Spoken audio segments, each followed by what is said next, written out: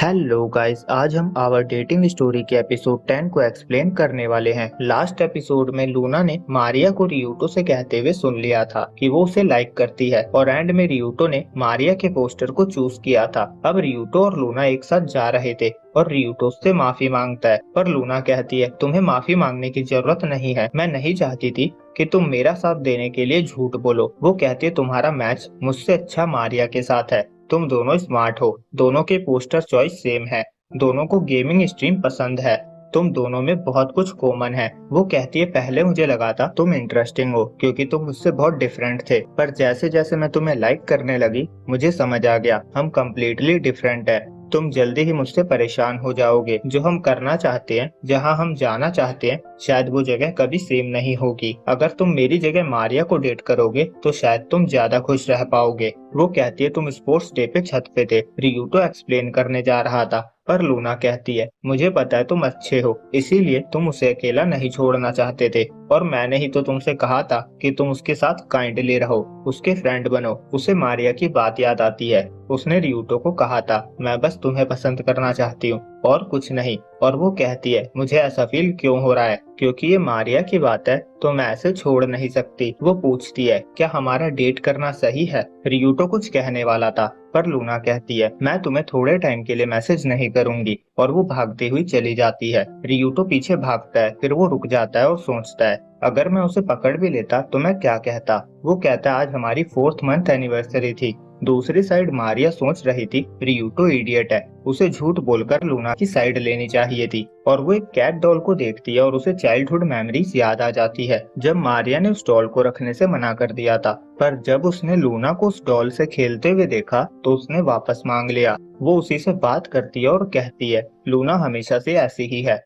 वो अच्छी लड़की है, जेंटल है, इसीलिए मैं उसके लिए खुश हूँ। मैं उसे रियूटो के साथ खुश देखना चाहती हूँ। अगले दिन रियूटो स्कूल में पोस्टर सबमिट करता है और बाहर उसे लूना किसी से फोन पे बात करती हुई दिखती है। वो किसी से मिलने की बात कर रही थी। रियूटो सोच रहा था वो लड़के से मिलने जा रही है या लड़की से। अब वो सफाई कर रहा था और सोच रहा था शायद निकोली को पता होगा, पर इससे पहले कि वो कुछ पूछता निकोली उससे कहती है मुझे लगा था तुम लूना को खुश रखोगे, उसे हर्ट नहीं करोगे, पर सब यूजलेस था। वो कहती है लव बस गेम्स और फन नहीं है। और अब रियूटो घर जा रहा था और अकारी उसके पास आती है और कहती है मुझे तुमसे कुछ बात करनी है। वो रियूटो को बताती है कि मैंने लूना को किसी के साथ देखा है, ऐसा लगता है वो ऐसी डेट पे गई है जिसके बदले उसे पेमेंट मिले। वो कहती है हालांकि मुझे कंफर्म नहीं है, पर मैंने उसके हाथ में बहुत एक्सपेंसिव बैग देखा। रियूटो उसे उसके अंकल की फोटो दिखाकर पूछता है ये तो नहीं थे। अकारी कहती है वो यंग था, शायद कोई कॉलेज स्टूडेंट, और निकोली से मुझे पता चला कि तुम दोनों के बीच सब सही नहीं चल रहा है, तो मुझे चिंता हो रही थी, इसीलिए मैं तुम्हें बता रही हूँ। रियूटो कहता है मैं उस पर ट्रस्ट करता हूँ, और अगर कुछ होता भी है तो मेरी गलती है। और वो बाहर आकर सेकिया को कॉल करता है। अगले दिन स्कूल में कल्चरल फेस्टिवल था और वो सेकिया को स्कूल लेकर आया था, और हमें पता चलता है कि रियूटो ने उस लड़के की आइडेंटिटी पता लगाने के लिए सेकिया से हेल्प मांगी है जिसके साथ लूना थी। सेकिया कहता है तुम उससे डायरेक्टली क्यों नहीं पूछ लेते। रियूटो कहता है अगर मैं पूछ सकता तो तुम्हें हेल्प के लिए नहीं बुलाता। और अकारी उनके सामने आ जाती है। वो बताती है कि ये वही लड़का है जिसके साथ लूना थी, और अब सेकिया भी हैरान हो जाता है क्योंकि उसे अभी अभी पता चला था कि लूना रियूटो की गर्लफ्रेंड है। और रियूटो सोचता है तो ये उसका एक्स है। वो कहता है मैं लूना के किसी एक्स से नहीं मिलना चाहता। सेकिया कहता है तुम गलत समझ रहे हो। वो बताता है लूना मेरी एक्स नहीं है, वो मेरी एक्स गर्लफ्रेंड की फ्रेंड है। अगर तुम्हें बिलीव नहीं हो रहा तो तुम मेरी एक्स से क्यों नहीं पूछ लेते, वो इस स्कूल में स्टूडेंट है। तुम निकोली को तो जानते ही होगे, वो उसकी बेस्ट फ्रेंड है। रियूटो कहता है तुम वही हो जिसने उसे 2 वीक तक डेट किया था, जो ईयरफोन पे सूत्रराज सुनता है। सेकिया कहता है हाँ मैं वही हूँ, और इतना तेज मत बोलो। रियूटो पूछता है तुम लूना से क्यों मिले। सेकिया बताता है पहले तो वो बस कोइंसिडेंस था, मुझे किसी ने कहा था कि वो निकोली की फ्रेंड है और मुझसे बात करना चाहती है, पर मेरे पास टाइम नहीं था तो मैंने उसे मना कर दिया, पर उसने फोर्स किया कि नंबर ले लो और कभी भी कॉल करना। वो बहुत सुंदर थी और पुश कर रही थी, तो कोई उसे कैसे मना कर सकता था। वेल तो तुम्हें पता चल गया ना कि मैं ही था जो उससे फोन पे बात कर रहा था। और वो बताता है कि लूना निकोली के बारे में बात कर रही थी, वो चाहती थी मैं उससे मिलूं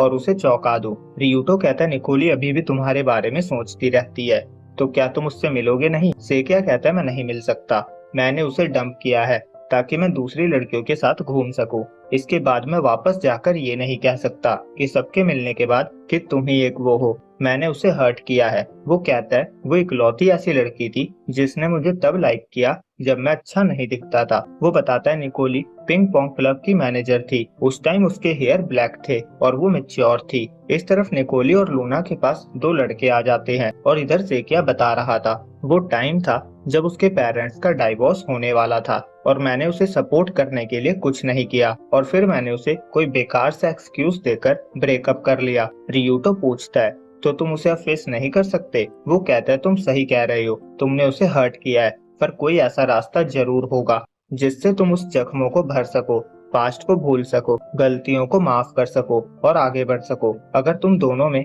अभी भी एक दूसरे के लिए फीलिंग्स है तो ये सही टाइम है। मैं चाहता हूँ तुम निकोली से एक और बार मिलो। सेकिया मान जाता है और कहता है किसे पता था तुम लव गुरु निकलोगे। और रियूटो के दोस्त आकर बताते हैं लूना और निकोली को कोई परेशान कर रहा है। रियूटो सेकिया से कहता है तुम भी साथ आओ।